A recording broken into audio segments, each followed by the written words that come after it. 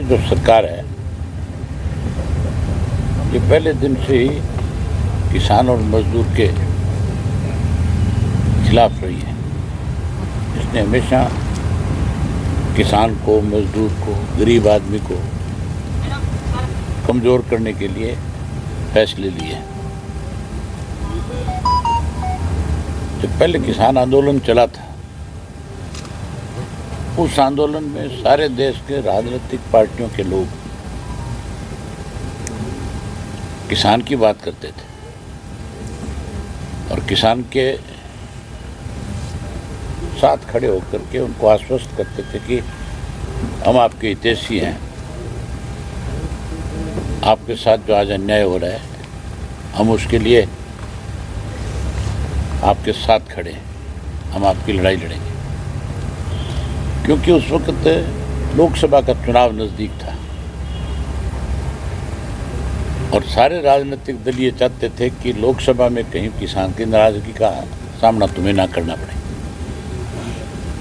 कांग्रेस सबसे ज़्यादा किसान की बात करती थी और ख़ास करके हमारे यहाँ हरियाणा में जो है, क्योंकि आंदोलन हरियाणा के अंदर ही था, सारे बॉर्डर जो थे चारों हमारे लगते थे, एक यूपी का था। यहाँ पे विशेष रूप से कांग्रेसी जो है ज़्यादा इस इशू को लेकर के बड़ी बातें करते थे। आज पंजाब के बॉर्डर पे बैठे हुए किसानों को मेरी ख्याल करीब 1 साल हो गया। लोकसभा का चुनाव भी जा लिया और विधानसभा का भी जा लिया। हैरानी की बात है, सबसे बड़ी रुकावट आज अगर किसान की मांग पूरी ना हो, किसान दिल्ली ना पहुंच के, उसके लिए हरियाणा की सरकार है। सरकार ने आज इस तरह के बैरिकेड्स लगा रखे हैं, ये आदमी तो दूर की बात है, पक्षी भी पर नहीं मार सकता।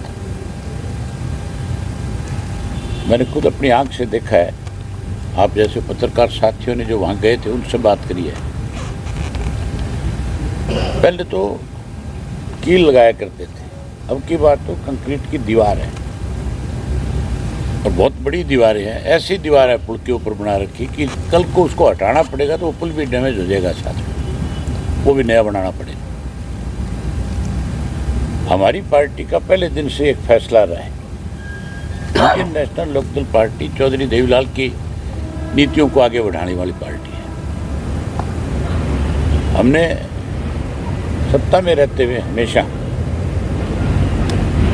गरीब आदमी को कैसे आगे बढ़ाया जा सके, किसान की फसल का एक एक दाना खरीदा जाए, मजदूर की न्यूनतम मजदूरी जो बढ़े, उसको ज़्यादा से ज़्यादा सपोर्ट सरकार की मिले, इसके लिए हमने काम किए। और सत्ता से बाहर जब रहे, जब भी किसी ने किसान की, मजदूर की, गरीब की अनदेखी करी, हमने डट करके उसके साथ खड़े होकर के उसकी मदद करी। आज भी इंडियन नेशनल लोकदल पार्टी का एक एक कार्यकर्ता जो है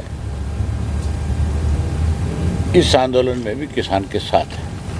हमने अपनी पार्टी के सभी साथियों को बाकायदा तौर पे इस बात की हिदायत दी है कि इस आंदोलन में जहां हमारी जरूरत पड़ेगी हम हर तरह से खुल करके किसान के साथ होंगे और उसकी मदद करेंगे। हमारी पार्टी चौधरी देवीलाल की नीतियों की पार्टी, और चौधरी देवीलाल हमेशा किसान के बहुत बड़े पक्षधर रहे हैं। देश में किसानों का अगर सबसे बड़ा कोई नेता हुआ तो चौधरी छोटूराम को कहा जाता है। और चौधरी छोटूराम के बाद किसी को देश में सबसे बड़ा नेता मानना तो चौधरी चरण सिंह को और चौधरी देवीलाल को या प्रकाश सिंह बादल को। आज तो किसानों की बात तो बहुत लोग करते हैं, अखबारों में बयान तो बहुत देते हैं और किसान हितैषी होने का नाटक भी करते हैं, लेकिन जब उसकी लड़ाई लड़ने की बात आती है तो ना विधानसभा में बोलते और ना ये लोकसभा में बोलते, फिर ये चुप हो जाते हैं, फिर ये सरकार के साथ खड़े हो जाते हैं।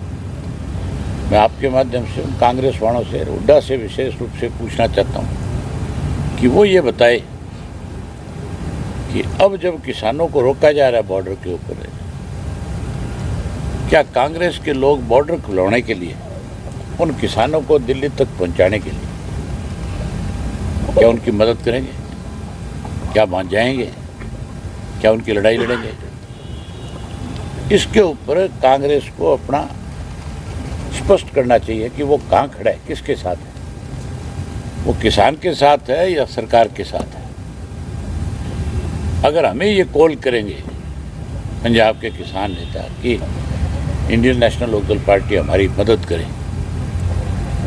हम खुल करके मदद करेंगे। हमारा एक एक कार्यकर्ता जो है उस बॉर्डर पे जाएगा और उस बॉर्डर से जहाँ इन्होंने सील कर रखा है वहाँ से किसान साथियों को लेकर के बॉर्डर तक पहुँचेगा।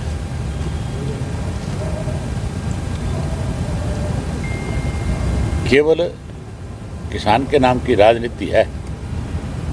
इस मौजूदा बीजेपी की सरकार ने किसान को बर्बाद कर दिया। मौजूदा बीजेपी ने देश को आपस में बांट दिया, अलग अलग कम्युनिटीज़ को बांटने का काम किया। आजकल ध्यान डाइवर्ट करने के लिए मंदिरों को लेकर के बहुत बड़ी चर्चाएं बीजेपी की तरफ से हो रही हैं। अखबारों में, मीडिया में, सोशल मीडिया में सब जगह कभी संभल का बात आती है, कभी अजमेर की बात की जाती है, कभी कोई और किसी मस्जिद की बात होगी। मतलब इस देश के टुकड़े करना चाहती है भाजपा जो है, हिंदू और मुसलमान को अलग थलग करना चाहती है। जिस मुसलमान ने इस देश की आज़ादी में बड़ी भूमिका निभाई, जिन मुसलमान डॉक्टर, साइंटिस्ट, जिसकी वजह से हमारे देश का नाम बड़ा हुआ, आज उन प्रतिभाओं को कैसे खत्म किया जाए, इस काम में बीजेपी लगी हुई है। अब देश को बचाने के लिए सबको राजनीति से ऊपर उठ करके इकट्ठा होना चाहिए। ये जो इंडिया बना था, लोगों को उम्मीद थी इस इंडिया से, ये स्वार्थ से ऊपर उठ करके आपकी लड़ाई लड़ेगा और इसी करके इंडिया गठबंधन को इतनी सारी सीटें दे करके एक बड़ी ताकत बनाने का काम किया। बड़ा अच्छा विपक्ष बनाना तो सत्ता पक्ष चाहते थे, लेकिन कांग्रेस के अहंकार ने ही उस सत्ता पक्ष को खत्म कर लिया। तो सत्ता में आनी चाहिए थी, कांग्रेसियों ने अपने अहंकार से इंडिया गठबंधन को सत्ता में नहीं आने दिया। हरियाणा के अंदर भी भाजपा को लोग सत्ता से बाहर करना चाहते थे। हर आदमी का मन था कि भाजपा की सरकार हर हालत में जाए, लेकिन केवल और केवल कांग्रेस की हठधर्मी हुड्डा की जो फैसला था, हुड्डा कभी नहीं चाहता था। मैं तो पहले भी बहुत खुल करके ये बात कहता था, आज भी कहता हूँ, हुड्डा भाजपा के साथ मिला हुआ है और हुड्डा ने ही अब की बार भाजपा को फिर से सत्ता में लाने के लिए बड़े गेम प्लानिंग करी, बड़ा गेम चेंजर रहा। अब तो बावरिया की स्टेटमेंट आने के बाद तो स्पष्ट हो गया, कहाँ तो हुड्डा जो है उदयभान के माध्यम से टोटल का टोटल ब्लेम जो है ईवीएम पे लगा रहा था। टोटल का टोटल ब्लेम जो है कोई इस बात का लगा रहा था कि सरकार ने ईवीएम के माध्यम से हमें चुनाव हराया है। लेकिन अब बावरिया की स्टेटमेंट के बाद तो स्पष्ट हो गया कि हुड्डा ने ही स्वयं इसको भाजपा को जिताया, कांग्रेस को हराया। मैं आपको एक उदाहरण बताता हूँ। हर राजनीतिक दल ने अपने अपने सर्वे कराए थे कि कहाँ कहाँ कौन कौन उम्मीदवार जीत रहे हैं, कौन सी पार्टी जीत रही है। बीजेपी ने भी कराए, हमने भी कराए, कांग्रेस ने भी कराए। सर्वे करने वाले मोस्टली जो लोग हैं वो राजनीतिक लोगों से आकर के कांटेक्ट करते हैं और बताते हैं कि जी हमारा पिछला सर्वे ये रहा, इस बार का सर्वे हमारा इस तरह का है, आप भी हमें मौका दो। मुझे भी बहुत सारे सर्वे करने वाली एजेंसियों के लोग मिले और जब मैंने उनसे बात करी तो उन्होंने बताया कि हमने भाजपा के लिए सर्वे किया है, हमने कांग्रेस के लिए किया, हम आपके लिए भी कर रहे हैं। कहाँ किसकी क्या स्थिति है। मैंने जब उनसे पूछा, उन्होंने बताया कि अगर कांग्रेस इन सिटिंग एमएलए के ऊपर दाव लगाएगी तो 14 से 16 सिटिंग एमएलए इनके हार जाएंगे, जिनकी छवि जो है आज की तारीख में अपने विधानसभा क्षेत्र में ठीक नहीं है। और राजनीतिक दल हमेशा अपने कैंडिडेट बदलते हैं। कभी भी किसी भी राजनीतिक दल ने आज तक अपने पुराने घोड़ों के ऊपर दाव नहीं लगाया। हमेशा घोड़े बदलते हैं, हमेशा कैंडिडेट बदले जाते हैं। लेकिन आपको ध्यान होगा, हुड्डा के घर पे उस पर रेड हुई थी ईडी की, हुड्डा के करीबियों के ऊपर, और हुड्डा को ये मैसेज दिया गया था कि अब हम तेरे को पकड़ के अंदर ठोकेंगे। ये उसी दिन भाजपा के पास चला गया। उन्होंने इससे कहा कि पहले जितने सीटिंग है तुम्हारे उन सब की टिकट का फाइनल करवा, क्योंकि इसके पास टिकट का फ्री हैंड था। उस रेड के 2 दिन बाद, एक दिन छोड़ करके अगले दिन कांग्रेस के ये ऐलान हो गया था कि सारे सिटिंग एमएलए को टिकट दी जाएगी।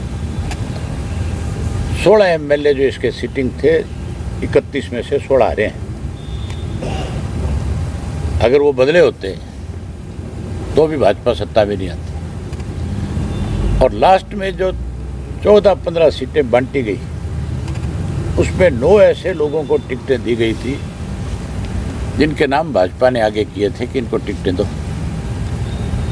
ऐसे ऐसे लोगों को टिकटें दी थी जिनको टिकट देते उनका विरोध शुरू हो गया था, क्योंकि जिसको चाहते थे लोग कि इसको कांग्रेस की टिकट मिले, उसको दी नहीं, उसकी काट दी। शारदा राठौड़ को सारे लोग कहते थे इसको टिकट दे देगी, ये जीत जाएगी। उसकी काट करके वहाँ एक ऐसी डम्मी लड़की को टिकट दे दी जिसको मालके भी कोई नहीं जानता था।